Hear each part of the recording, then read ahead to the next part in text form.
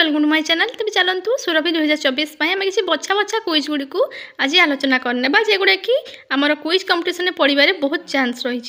तेज देखूँ 1 number question, महाकाश को यात्रा करथिबा प्रथम जीवंत प्राणी नाम कौन? ताहा होछि प्लाइका। सेकेंड, वैज्ञानिक रिटर क्रेमर कर्नेलियम भंडरकुपट और लव अटेन्स कौन उद्भावन करथिले? सीडी उद्भावन करथिले। भारत में निर्मित प्रथम स्वदेशी सुपर कंप्यूटर नाम कौन? ताहा होछि परम। मनीष शरीर में रक्त संचालन हुए यह प्रथमे केउ वैज्ञानिक प्रमाण करथिले? William Harvey. टार्जन सृष्टिकर्ता किए? Edgar Rice. पृथ्वी पृष्ठर मनीष मंगल ग्रह पृष्ठ में पहुँचले तार ओजन बढ़िबो ना कमिबो? कमिजिबो। जदि मंगल ग्रहर इंग्रेजी नामकरण मार्स अनुजाई होइछि तबे मंगल ग्रह थिबा दुईटी उपग्रह फॉक्स ड्रीम्स नामकरण कहा अनुजाई होइछि? रोम युद्ध देवता रथ को टाणुवा दुई अश्वों नाम अनुजाई होइछि। नेक्स्ट, इलेक्ट्रिक केउ शब्द आसी? इलेक्ट्रॉन शब्द आसी। विद्युत उद्भावक क्षेत्र में वैप्लविक परिवर्तन आनिथिबा वैज्ञानिक नाम कौन? माइकल फाराडे। विद्युत स्रोतर उद्भावक किए? आलिसंट वोल्ट। प्रथम सफल विद्युत डायनामा केबे और केउ देश में होइथिला? 1867 मसीहा जर्मनी देश में होइथिला।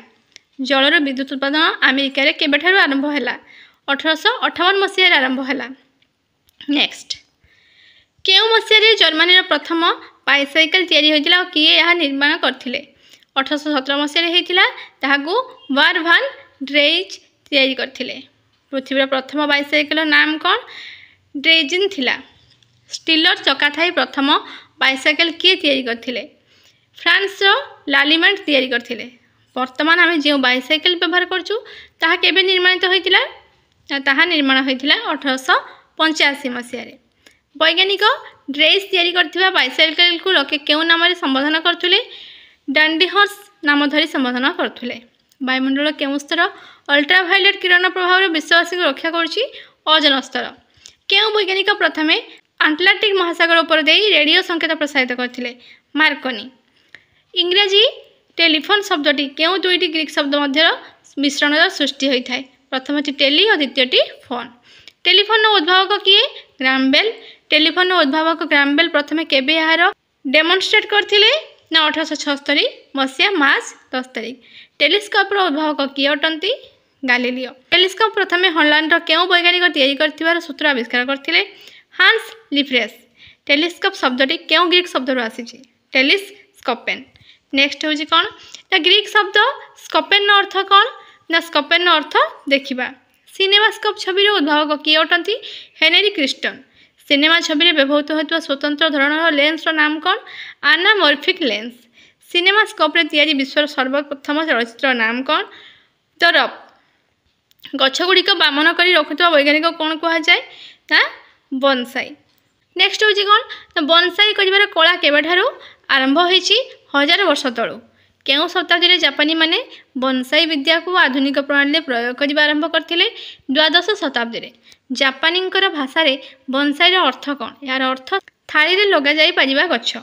गोटे गछरु अन्य प्रकार गछर फल उत्पादन करने व्यवहृत टेक्निक को कौन कह जाए? Grafting. Bharat atomic energy commissioner प्रथमे अध्यक्ष नाम कौन? होमी जहांगीर भाभा। भारत आणविक शक्ति कार्यक्रम पथ प्रदर्शक रूप क्या ग्रहण कराए? होमी जहांगीर भाभा। होमी जहांगीर भाभा 1945 मसीह प्रतिष्ठा करथिबा केउ अनुष्ठान आजीवन सभापति थिले? ना Tata institute of fundamental research. एशियार सर्वप्रथम एटमिक रिएक्टर नाम कौन थिला? ना अप्सरा। नेक्स्ट हूँ आणविक शक्तिर शांतिपूर्ण विनियोग संपर्क में जातिसंघ सर्वप्रथम सम्मेलन केबे और केउठी बसतिला? 1955 मसीह जेनेभाटे बसतिला। भारत केउ प्रधानमंत्री सहित वैज्ञानिक भाभांकर सुसंपर्क? जवाहरलाल नेहरू सहित भाभांकर सुसंपर्क थिला। Atomic energy commission of India केबेठार प्रतिष्ठा होइछि? 1948 मसीह प्रतिष्ठा होइछि। प्रधानमंत्री नेहरू भाभा को केउ मंत्री पद जाचिथिले? मात्र से ताहाको प्रत्याख्यान करथिले? केंद्र कैबिनेट मंत्री पद। केउ दुई जण प्रधानमंत्री विज्ञान परामर्शदाता रूपे वैज्ञानिक भाभा थिले? से होचंती जवाहरलाल नेहरू और Lal Bahadur Shastri. Tata institute of fundamental research वर्तमान नाम कौन अटे?